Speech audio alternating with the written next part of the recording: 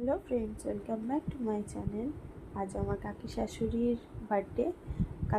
Birthday পালন করা হচ্ছে।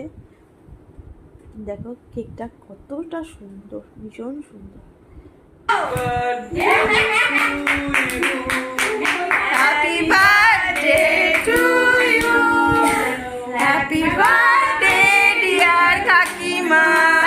Happy birthday to you.